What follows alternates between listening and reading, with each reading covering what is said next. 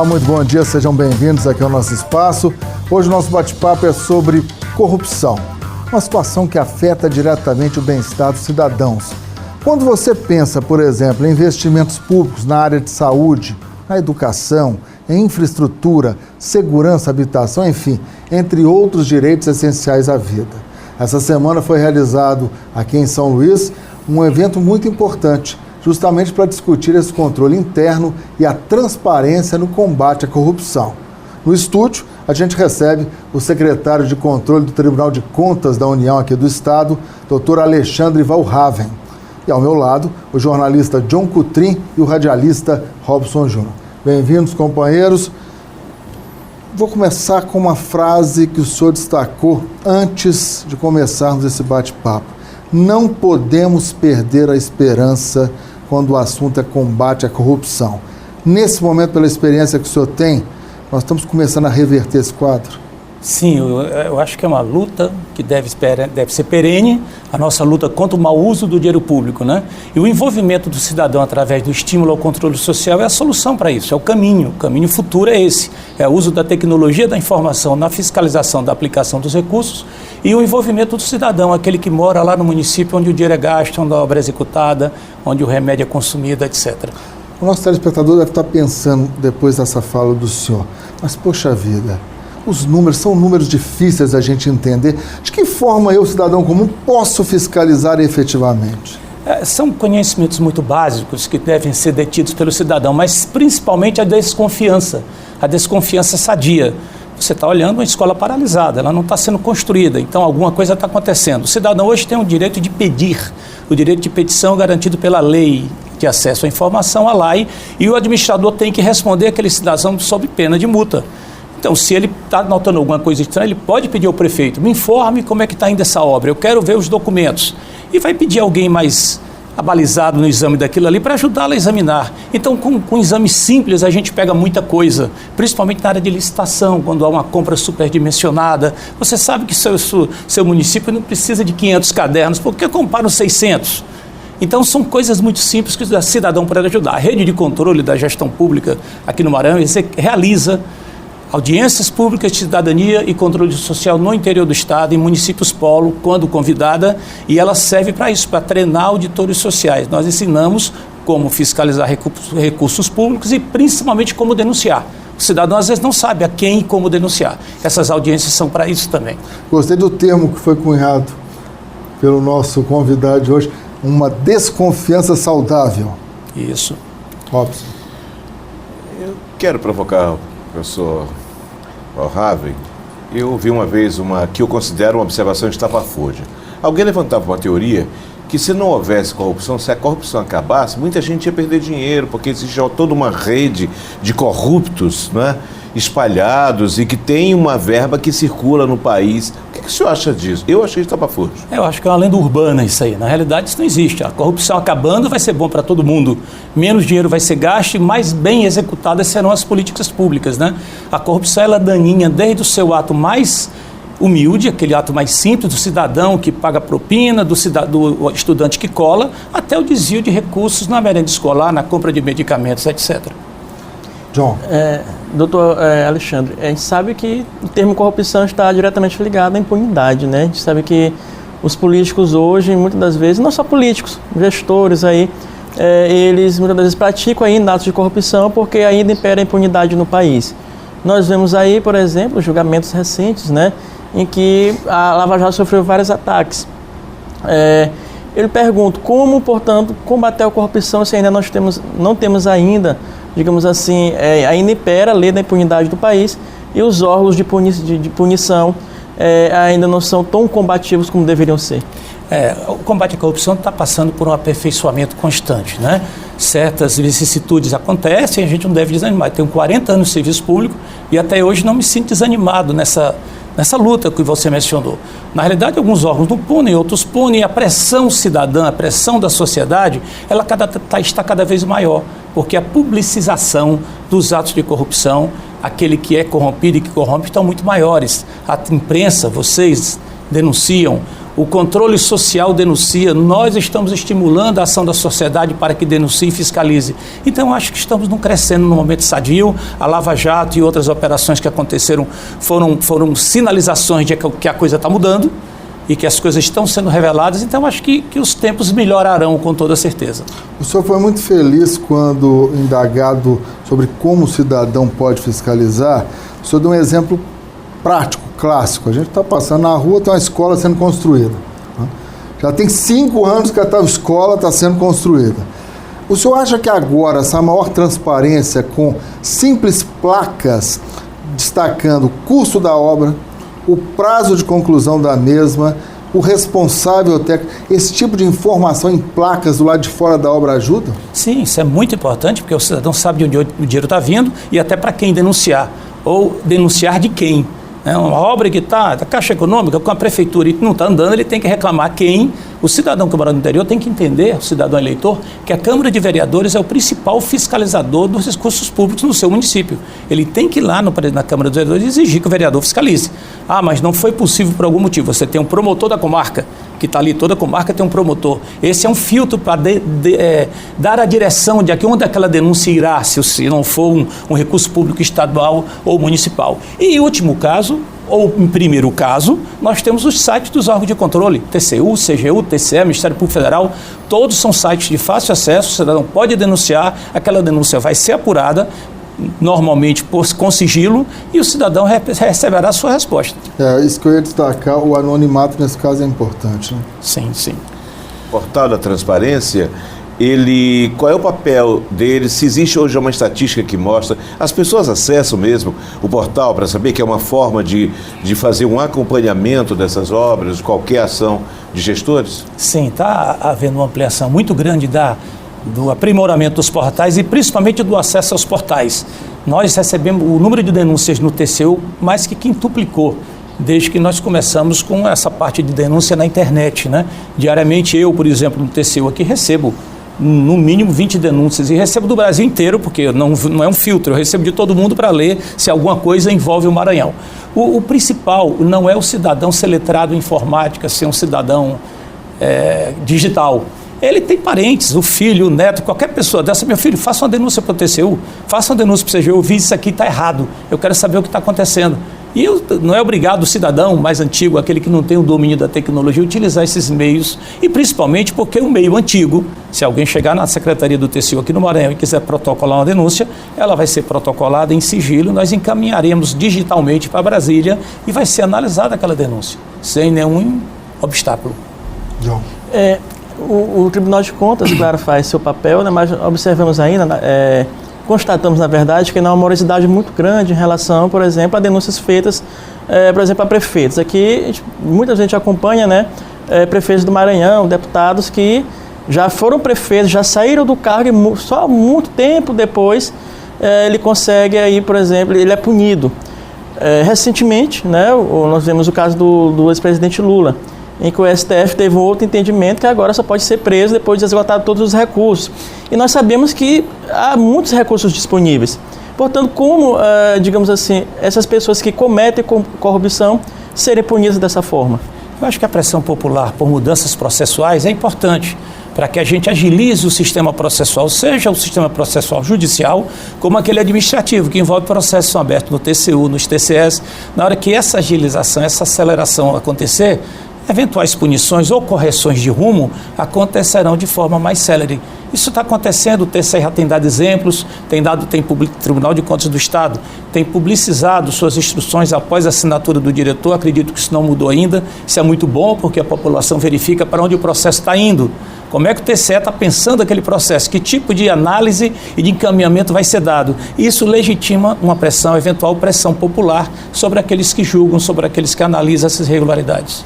Olha, é interessante que o senhor destacou também essa formação dos auditores sociais nos municípios, né? São voluntários, de que forma eles trabalham? A coisa toda começa quando há uma demanda de uma cidade polo, uma cidade que congrega outras cidades vizinhas, e a sociedade civil organizada, sindicatos, solicita a rede de controle que faça lá uma audiência pública de cidadania e controle social. Normalmente a Controladoria Geral da União, a CGU, é quem faz o controle desses agendamentos, E a gente programa, então, a visita de alguns membros da rede de controle dos vários órgãos, TCU, CGU, Cefaz, TCE, Ministério Público Estadual, TRE, e vamos lá naquele município fazer palestras, dar orientações de como proceder para fiscalizar os recursos públicos, a quem eles devem reclamar. É um momento também do cidadão desabafar, tirar dúvidas, conversar com nós. O povo desabafa muito? Sim, conversa muito. A parte que dura mais é a parte de perguntas após as oficinas.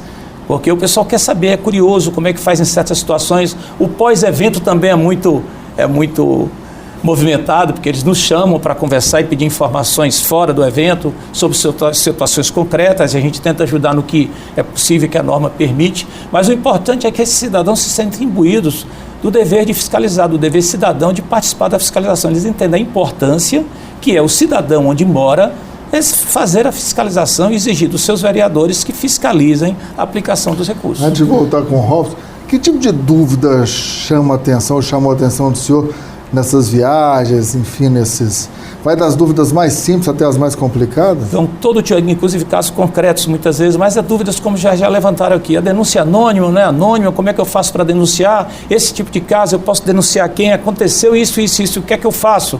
E a gente dá orientações concretas naqueles casos. Normalmente são muito salutares esses encontros, a gente sai muito satisfeito porque nota que fez alguma coisa para mudar a realidade naquele cotidiano social.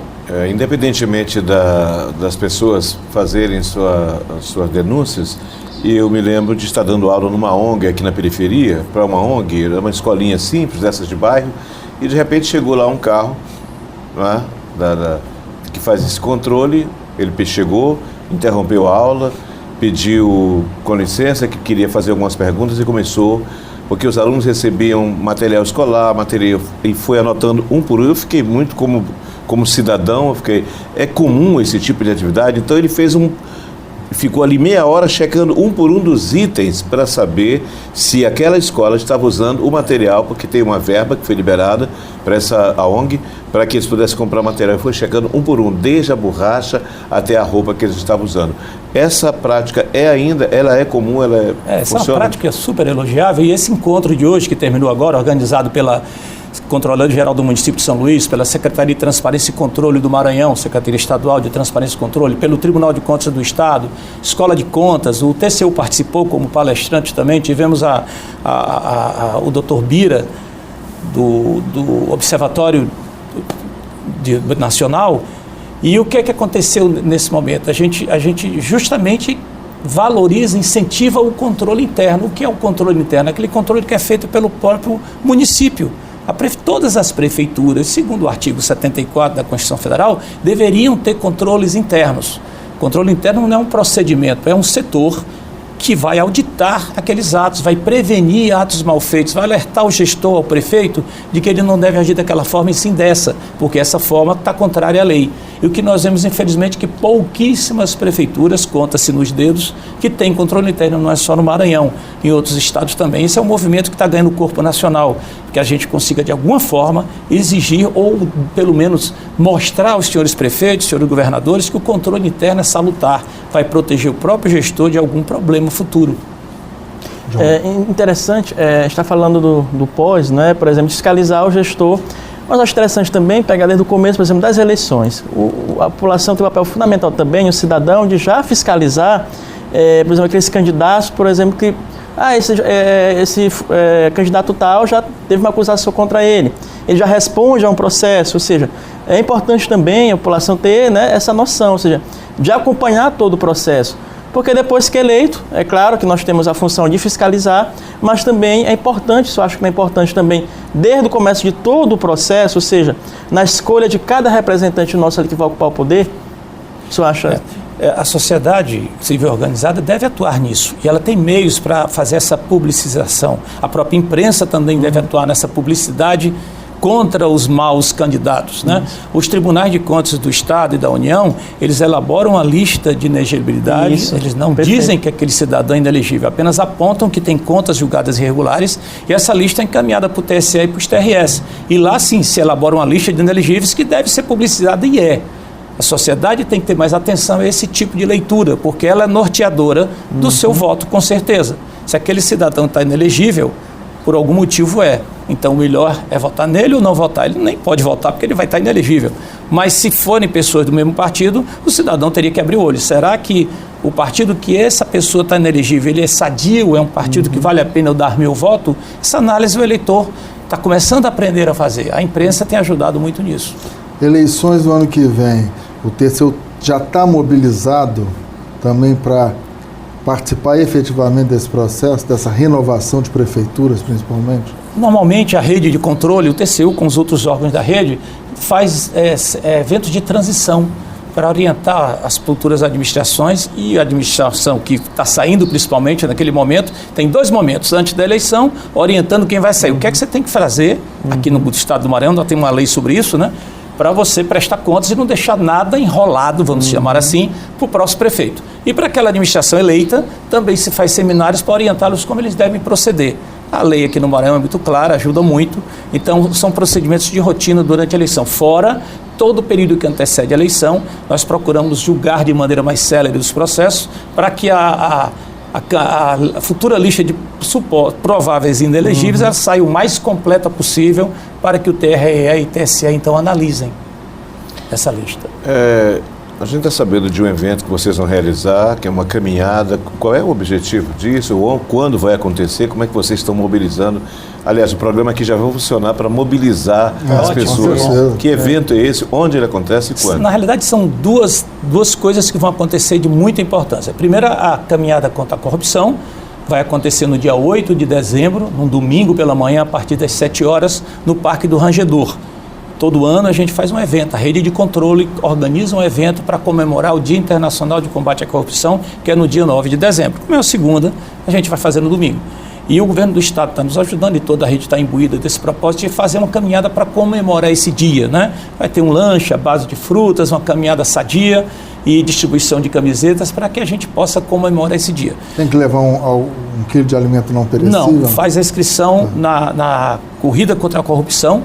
É uma firma que tem, isso vai ser divulgado nos jornais, ele não tem os detalhes aqui. Mas é só dar uma googada depois. É fácil. E nós vamos anunciar muito ainda, né, em jornais e tudo.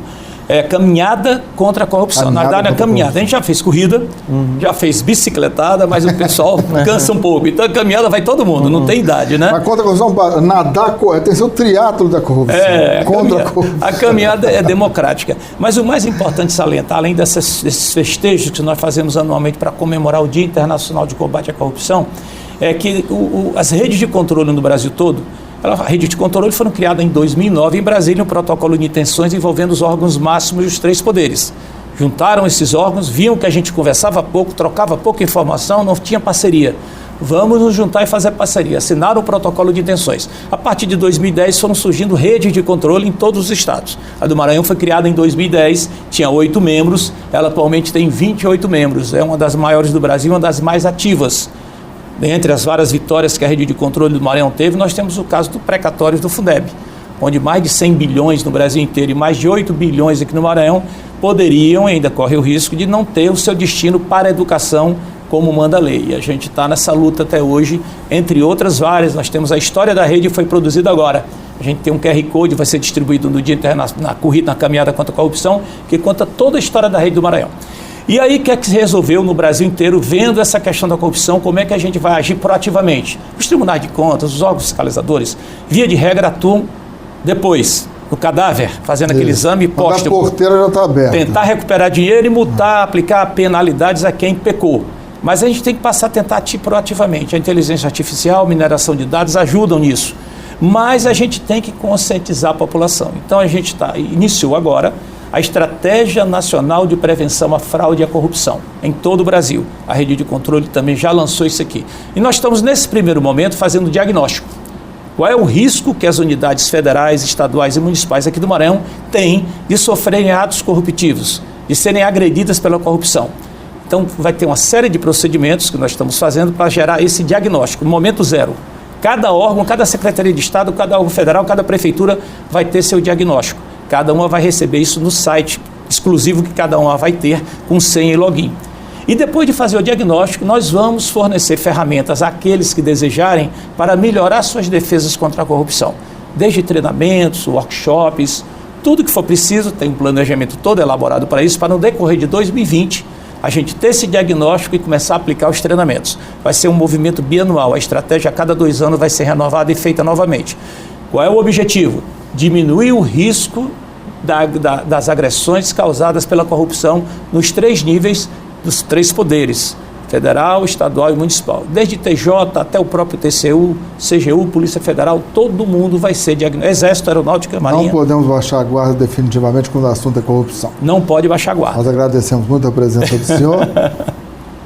Um rápido intervalo, daqui a pouco a gente volta projetando assuntos tão importantes quanto este, debatido no primeiro bloco, para os próximos dias. Daqui a pouco a gente volta.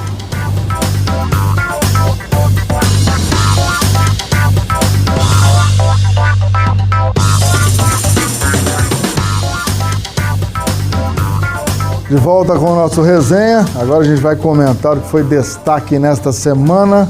Senhores, semana super movimentada, hein, John? Com certeza.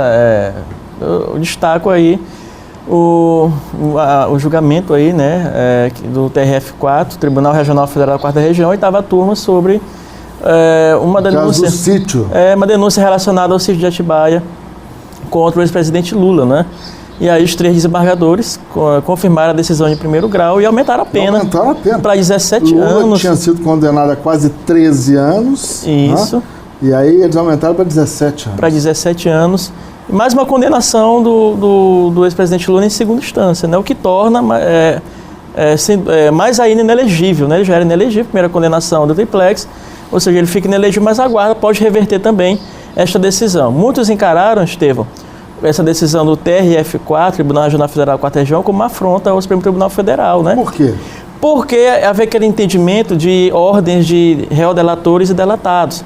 E no julgamento, naquela análise, eles não levaram em consideração. A defesa do Lula pediu, né, que voltasse ainda para o destaque inicial, o processo, porque eles avaliaram que foram prejudicados. E os 3 desembargadores entenderam que não, que foram tudo no mesmo prazo, que não houve, portanto... Ou seja, só rememorando para o nosso telespectador, aquela decisão na qual o Supremo reconheceu que o delatado tem direito a se pronunciar por último. Exatamente. Para saber o que o delator está falando. Isso, dele. E a defesa do Lula colocou isto na pauta e os 3 desembargadores não atenderam, né?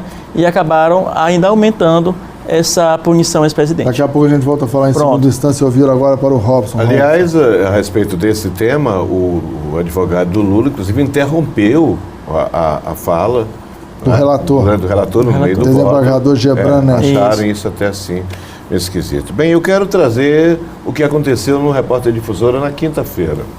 Na quinta-feira nós recebemos uma invasão daquelas boas, 8 meninos. Eram 4 meninas e 4 meninos que inclusive sentaram em espaços separados. Eu percebi isso no estúdio, está em nossas redes sociais. Eles vieram com um cordel feito em grupo. Eu fiquei apaixonado por esses meninos. Meninos de uma escola que não me recordo o nome agora, mas eles vieram, cada um buscou um tema, Ana Jância, outro veio falar da serpente. Valorizando a própria história de São Luís. A história de São Luís. Então, cada um fez uma parte, né? São 32 estrofes, eles dividiram pelos 8. Esse material, recebemos também o garoto lá, o filho da Gorete, que já ganhou um prêmio, inclusive, lá em Fortaleza, o Gonzagão. E esses meninos, com esse cordel, brincando de cordel. Mas é uma brincadeira que para eles é muito séria. Ali eu descobri talentos incríveis, que falam muito bem. Um garoto que me veio dizendo que ele quer ser roteirista, já escreveu roteiros. Bom, educação, cultura, esporte, devem compor um tripé para essa garotada, para essa juventude. Prisão em segunda instância vai ficar para o ano que vem. Fica para o ano que vem. No Congresso. Retardaram um pouquinho, esteve para o ano que vem, 2020, né? Aí nesse entendimento buscado pelo presidente da Câmara, Rodrigo Maia, com o Davi Alcolumbre, presidente do Senado.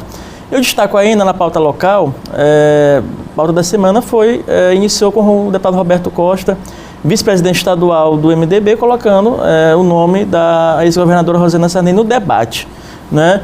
E segunda-feira, tem uma aposta para a próxima semana, uma das apostas, segunda-feira vai haver esse encontro do MDB aqui na capital maranhense, em que estará presente o presidente nacional do partido, o deputado federal Baleia Rossi.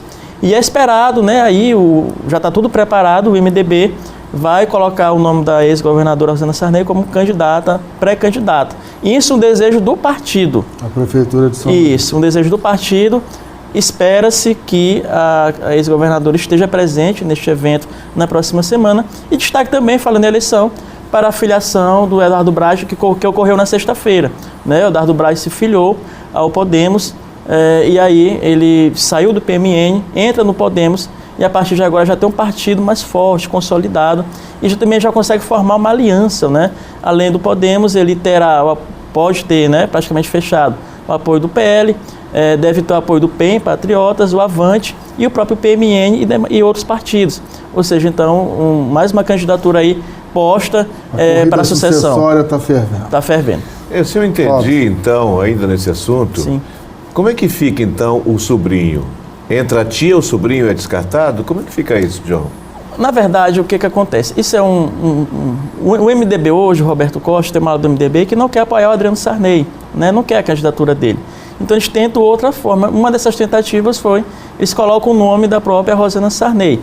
A avaliação que se faz é que talvez seja uma estratégia neste momento para valorizar o partido, colocar o partido no debate, já que ele foi muito enfraquecido devido às eleições passadas. Eu não aposto muito neste momento numa candidatura da Rosiana. Não, da candidatura da Rosiana, exatamente. Mas faz parte do jogo, né? O MDB sempre foi um partido muito forte aqui no Maranhão.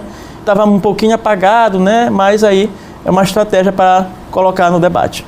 Robson, olhando para frente, semana que vem, quais são suas apostas? Bem, eu acho que vão ratificar aquele voto lá no Supremo em relação a gente estava falando até de corrupção no programa de hoje. Né? Autorização, sabe? Ou não. Ou não, isso. Porque a corrupção passa também por essa busca. Acesso a dados do COAF, da Receita Federal. Pois é. Mas já há uma maioria. Pode ser que os votos mudem, mas já há uma maioria. 5-1 agora, são 6, faltam 5 votos ainda. Eu aposto que eles vão ratificar os 5-1 e ampliar esse. 15 segundos. A aposta, além dessa, né, da pauta de segunda-feira, do MDB, claro, e os últimos dias que antecedem o recesso, né? Tanto na Assembleia, que devem votar aí, o orçamento também está na Assembleia, quanto na Câmara Municipal. Obrigado, pessoal. Resenha vai ficando por aqui. Tenham todos um excelente fim de semana. No sábado que vem, mais temas de interesse do Maranhão, claro, do país. Tchau, tchau.